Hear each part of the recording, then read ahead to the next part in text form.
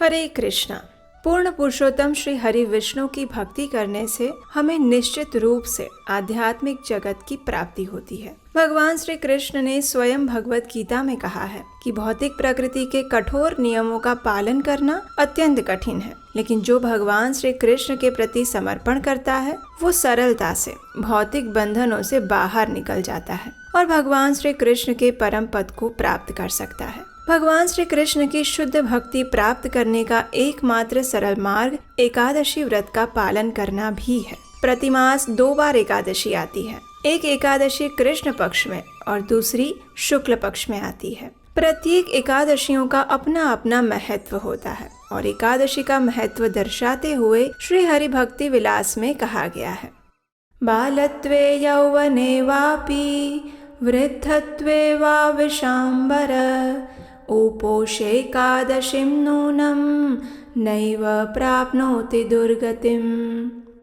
अर्थात बाल्यावस्था, युवावस्था, वृद्धावस्था, किसी भी अवस्था में यदि एकादशी व्रत किया जाए तो व्रती को कभी भी दुर्गति प्राप्त नहीं होती। इसलिए एकादशी व्रत का पालन हमें अवश्य करना चाहिए, क्योंकि एकादशी का पालन करने से मनुष्य के सभी पाप नष्ट हो जाते हैं और व्यक्ति एकादशी के पुण्य फल से आध्यात्मिक जीवन में अग्रसर होता है, भगवान श्री कृष्ण की शुद्ध भक्ति प्राप्त कर सकता है। और ऐसे ही परम पावन शुभ फल देने वाली एकादशी है अश्विन मास के शुक्ल पक्ष में आने वाली एकादशी, जिसके पालन मात्र से संसार रूपी भव सागर से मुक्ति प्राप्त हो सकती है। और इस एकादशी का नाम है पापांकुशा या पाशांकुशा एकादशी। ये एकादशी इस बार आ रही है सोमवार 14 अक्टूबर 2024 के दिन। अब इस बार भी इस एकादशी के लिए सबके मन में संदेह है कि इस एकादशी का पालन 13 तारीख को किया जाए या फिर 14 को, क्योंकि इस बार की एकादशी का प्रारंभ हो रहा है 13 अक्टूबर सुबह 9:08 पर और इस एकादशी की पूर्णाहुति होगी 14 अक्टूबर को प्रातः 6:41 पर।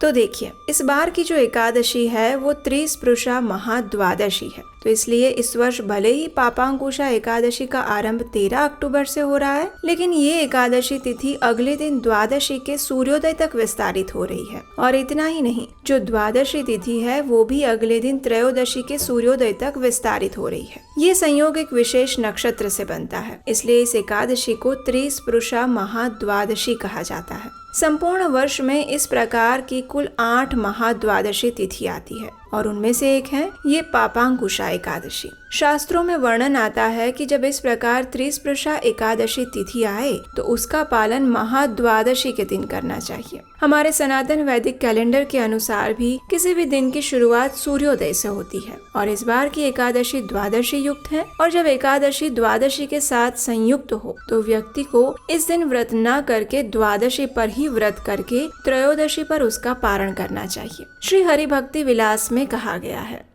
एकादशीम उपवासेत द्वादशीम अथवा पुनः विमिश्राम वापि कुर्वीत न दशम्यायुतम क्वचित। सौर धर्मोत्तर में कहते हैं एकादशी में उपवास करें अथवा द्वादशी में मिश्रित एकादशी में उपवास करें, लेकिन दशमी से मिश्रित एकादशी में कभी भी उपवास नहीं करना चाहिए, क्योंकि उसका उत्तर भी हमें हरि भक्ति विलास में इस प्रकार मिलता है, द्वादशी दशमी विद्या धन संतान नाशिनी ध्वंसिनी सर्व पुण्यानाम कृष्ण भक्ति प्रणाशिनी।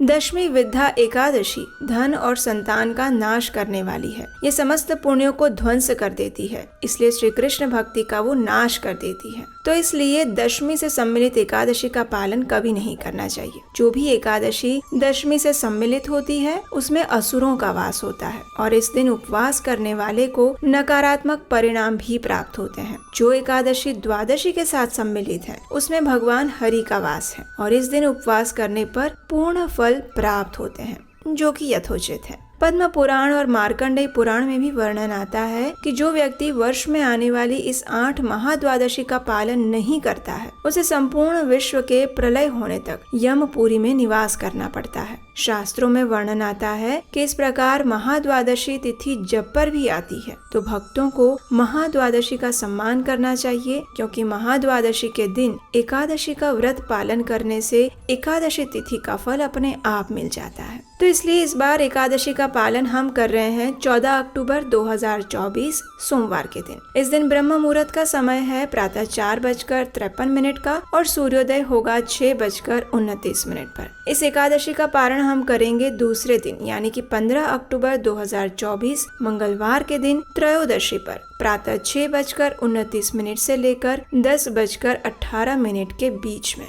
इस दिन संपूर्ण शरणागति के साथ श्रद्धा पूर्वक एकादशी का पालन करके भगवान श्री हरि विष्णु की पूजा कर उनका आशीर्वाद प्राप्त कर सकते हैं। इस दिन भगवान श्री हरि के नाम का जप करके कथा कीर्तन करते हुए अपना संपूर्ण दिवस भक्ति में व्यतीत करना चाहिए। एकादशी के पावन दिन भगवान श्री कृष्ण की पूजा, जप, तप और कथा कीर्तन करने से आध्यात्मिक शक्ति प्रबल बनती है। साथ ही हम अपना शुद्धिकरण करके परम आध्यात्मिक जगत की प्राप्ति कर सकते हैं। इस एकादशी व्रत को करने से सहस्र गायों का दान करने के बराबर पुण्य फल मिलता है। जब हम एकादशी व्रत का पालन करते हैं तो हमें शारीरिक और मानसिक रूप से शुद्धता और पवित्रता का पालन करना चाहिए। शारीरिक शुद्धता यानी उस दिन प्रातः ब्रह्म मुहूर्त में उठकर स्नान इत्यादि से शुद्ध होना, शुद्ध वस्त्र धारण करना और संपूर्ण दिन में उपवास का पालन करना। उपवास के दौरान हम किसी भी प्रकार के अन्न का भोजन नहीं लेते। यदि आवश्यकता लगे तो फल, दूध, फलों का रस या फिर एकादशी व्रत वाला प्रसाद लिया जा सकता है,